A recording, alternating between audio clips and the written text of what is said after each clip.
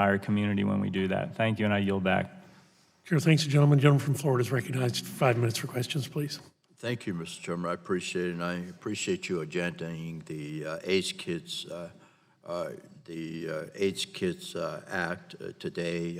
It's great legislation. I've been a strong supporter, a longtime supporter of that legislation. Bipartisan bill. In the Tampa area, St. Joseph Children's Hospital has been running a chronic complex clinic for children. I've toured that particular hospital and that clinic, and I tell you, it's a wonderful thing. It's a great concept. I've had the opportunity again to tour it over the past few years and see how integrated care model can benefit the children with complex medical issues. The children, we've seen examples time and time again where the children come up here and show us how well they're doing and how it benefits them and their families. Mr. Merrill, you mentioned that children with medically complex conditions account for a large share of the Medicaid costs for children. Can you talk about how a medical home, such as the one at St. Joseph's, can bring savings to Medicaid? Do you have research showing these savings? Yes, thank you. Great question. There have been some studies, independent studies done that have shown that the potential savings for ACE kids, for the Medicaid children, could be anywhere from up to $5 billion to $13 billion over a 10-year period.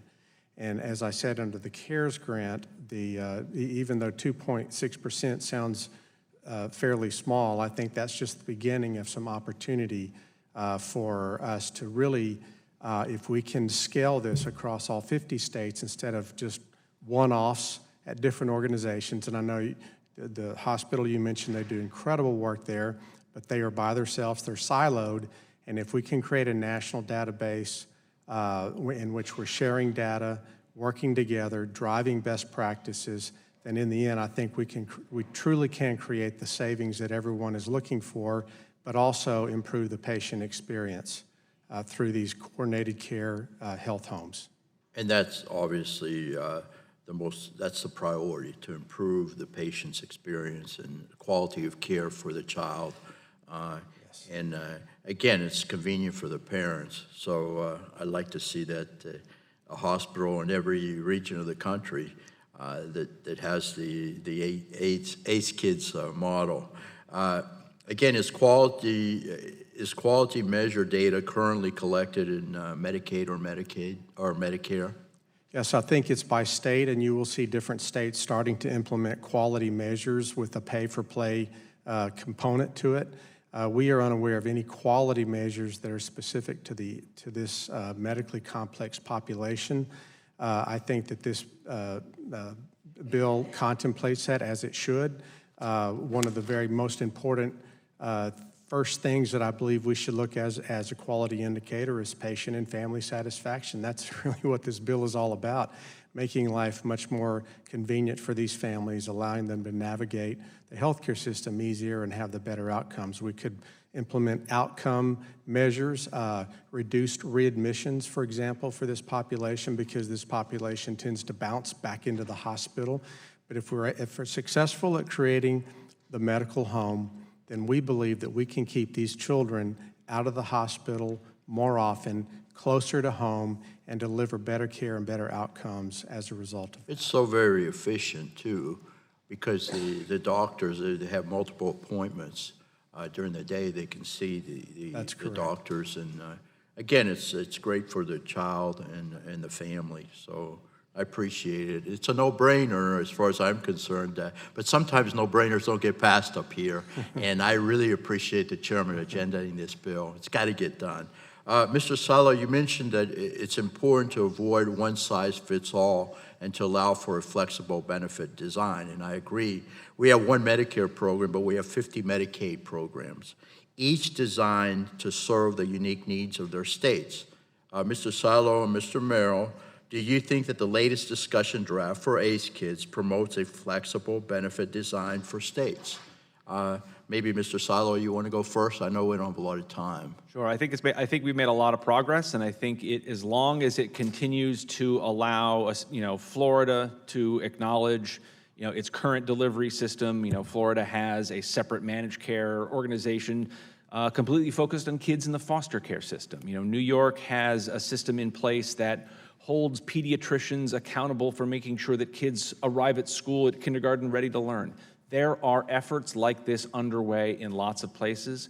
We want to make sure that this is a complement and improvement to those efforts as opposed to just running into them in a conflicting way. Mr. Merrill? Yeah, this bill actually allows each state to implement the program that works for them. In Texas, with our Star Kids, we have Medicaid managed care, and it works pretty well. I think it can work equally well in a fee-for-service environment, and so I think that's the flexibility that's built into this so that the states can, number one, opt in or out, and if they opt in, they can use their delivery system that they have in place today. Makes sense to me, and I want to thank the lead sponsors of this bill. Of course, former Chairman Barton and also Representative Castor and all the co-sponsors. I'm one of them as well. Thank you very much, and I yield back, Mr. Chairman. Gentleman yields back. Chair thanks the gentleman. Chair recognizes the gentleman from Oklahoma, Mr. Mullins, 5 minutes for question. Thank you, Mr. Chairman, and thank you to our witnesses for being here. I'm going to jump right into it. Mr. Silo, first of all, can you talk about how, in addition to the obvious benefit to states of enhanced funding, the ability to incorporate medically complex children into a health home is a critical improvement compared to the current law? Sure. I think if you look at any state in the country, what Medicaid directors are trying to accomplish is a move away from an historical healthcare system in this country, not just Medicaid, but Medicare and commercial, that has been fee-for-service. And we are moving towards a world where care is coordinated, it is managed, it is holistic, and it is patient-centered. That will look different in different states. It might be managed care, it might be ACOs, it might be patient-centered medical homes, it might be health homes. Each of those is going to work in the political and geographic and cultural realms in which those states reside. So I think as long as if we acknowledge those, then I will channel my good friend Dennis Smith, who once talked about the historical healthcare system for people with disabilities, for kids with medical complex needs, for frail seniors.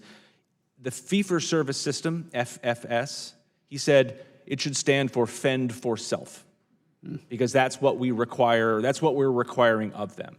And what Medicaid is trying to do is to create a system that is going to make it so that people don't have to spend their lives navigating multiple different silos, and that the care itself is coordinated and managed in a better way. That's what Medicaid is trying to do.